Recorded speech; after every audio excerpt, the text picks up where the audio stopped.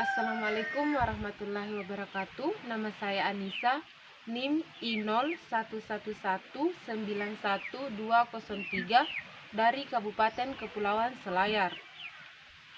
Mengapa kita penting untuk melakukan pengenalan spesies tanaman adalah agar kita bisa mengetahui kandungan nutrisi yang terdapat dalam tanaman, di mana dengan mengetahui hal tersebut kita bisa juga membedakan mana yang termasuk spesies rumput, spesies gulma, spesies tanaman yang lain, serta spesies tanaman pengganggu. Dari hal tersebut kita dapat menggunakan bahan pakan yang bisa kita berikan untuk ternak.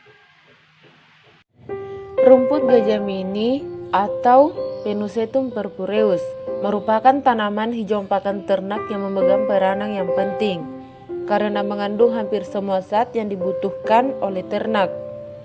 Rumput gajah mampu memproduksi yang sangat tinggi. Selain itu, rumput ini menghasilkan banyak anakan, memiliki akar yang kuat, batang yang banyak, serta struktur daun yang mudah sehingga sangat disukai oleh ternak.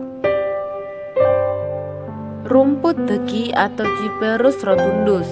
Tumbuhan teki merupakan salah satu tanaman obat tradisional yang digunakan masyarakat dari sekian banyak tanaman obat yang ada di Indonesia. Seluruh bagian dari rumput teki pada dasarnya dapat dijadikan obat, baik dari daun, akar maupun umbi. Rumput karpet atau Asonuput compressus. Akar tumbuhan ini keluar dari pangkal batang yang tegak dan kadang terbaring. Batangnya tidak berongga, bentuknya pipi, tidak berbulu, tumbuh tegak berumpun, dan sering berbentuk gerigi yang setiap ruasnya dapat membentuk akar dan tunas baru. Daunnya berbentuk lanset dan panjang bagian pangkal meluas dan lengkungan yang ujungnya agak tumpul. Rumput belulang atau Eliosin indica. Rumput belulang mengandung senyawa golongan saponin, tanin, alkaloida, dan golongan sterol atau terpen.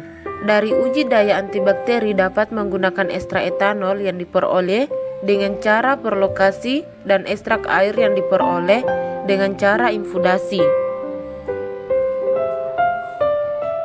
Selanjutnya adalah tanaman jenis legum.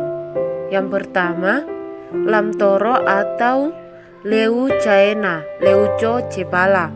Lamtoro merupakan salah satu tanaman yang memiliki kandungan protein yang cukup tinggi, yaitu berkisar antara 25-35%. Namun pemanfaatan lamtoro menjadi terbatas karena mengandung zat antinutrisi seperti mimosin.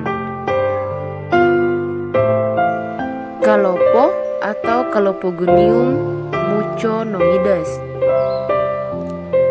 Kalopo merupakan jenis leguminosa yang didominasi dan ditemukan sampai dengan saat ini, di mana kebutuhan makanan ternak ruminansia dapat dipenuhi dari lingkungan sekitar.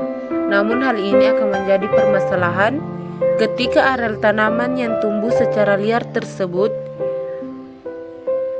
semakin sempit dengan adanya pemanfaatan lahan untuk pemukiman. Tanaman tahi ayam atau Lantana camara merupakan tanaman pengganggu yang biasanya tumbuh liar atau ditanam sebagai tanaman hias dan tanaman pagar.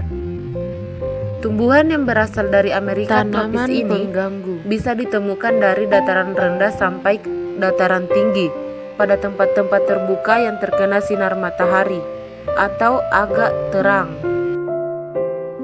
Tanaman pumpurutan atau Urena lobate merupakan tanaman sebagai bahan alami herbal yang berkhasiat obat. Saat ini sedang menjadi trending digunakan dalam kehidupan masyarakat Indonesia di perkotaan. Pumpurutan merupakan salah satu tanaman herbal dari anggota suku Malvaceae yang direkomendasikan memiliki banyak khasiat obat seperti diuretik, antipiretik, menyembuhkan kencing nanah, sakit gigi, dan antibakteri.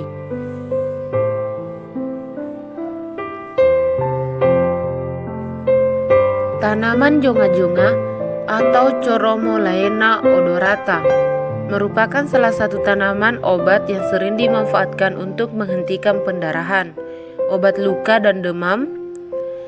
Kirinyo memiliki potensi tersebut dikarenakan kandungan metabolit sekunder yang dimilikinya terinteraksi lewat perendaman.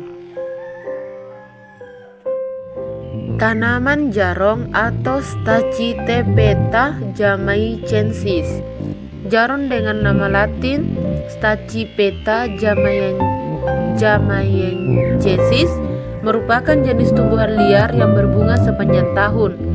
Dapat diperbanyak dengan biji dan dapat tumbuh di tempat-tempat teduh dengan ketinggian 1.300 meter di atas permukaan laut.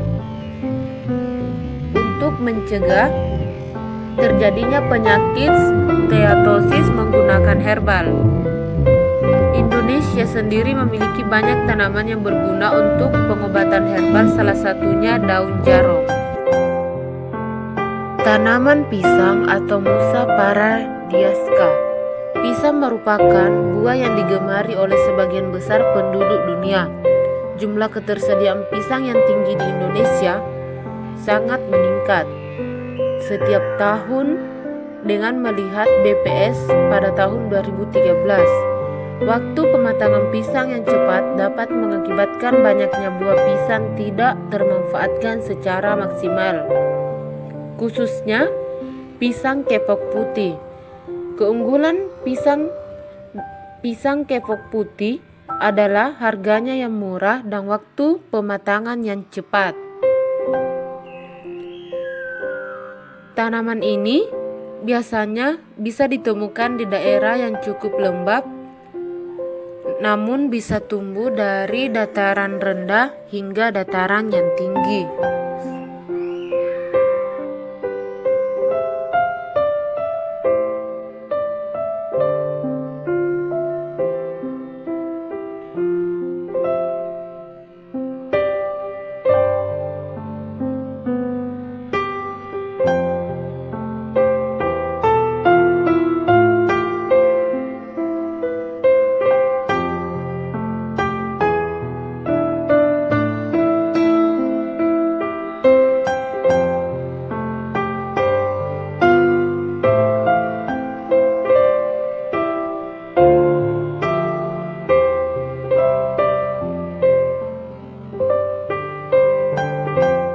Tanaman kangkung atau Epomea reptans merupakan salah satu tanaman hortikultura yang sangat digemari oleh masyarakat Indonesia.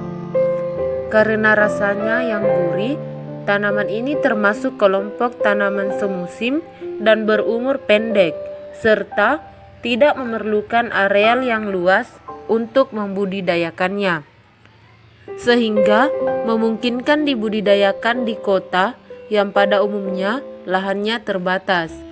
Selain rasanya yang gurih, gizi yang tinggi yang terdapat pada tanaman kangkung cukup tinggi, seperti vitamin A, vitamin B, dan vitamin C, serta berbagai mineral terutama zat besi yang berguna bagi pertumbuhan badan dan kesehatan, baik manusia ataupun ternak. Tanaman kangkung ini biasanya ditemukan di daerah yang lembab atau mengandung sedikit air, dan pada umumnya mudah ditemukan di daerah rawa-rawa. Pada umumnya tanaman kangkung ini berwarna hijau kekuning-kuningan karena tergolong sebagai kangkung darat. Teksturnya itu pada daunnya itu bertekstur lunak dan lentur dengan panjang yang mencapai 5-10 diameter. Tanaman mangga atau Mangifera indica. Mangga adalah anggota kingdom Plantae, kelas Manoliopsida, ordo Spindales, dan famili Anacaadiaceae. Tanaman ini berasal dari genus Mangifera dengan nama spesies Mangifera indica. Nama spesies tanaman mangga memiliki arti tanaman dari India berbuah mangga. Lebih dari 1000 variasi mangga yang diketahui berasal dari 2 galur biji.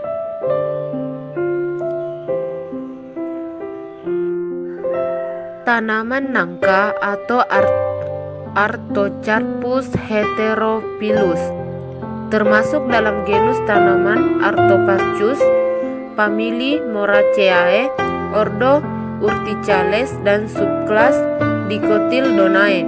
Tanaman nangka mempunyai struktur perakaran tunggang berbentuk bulat panjang, menembus tanah cukup dalam. Akar, cabang, dan bulu akarnya tumbuh ke segala arah. Batang tanaman nangka berbentuk bulat.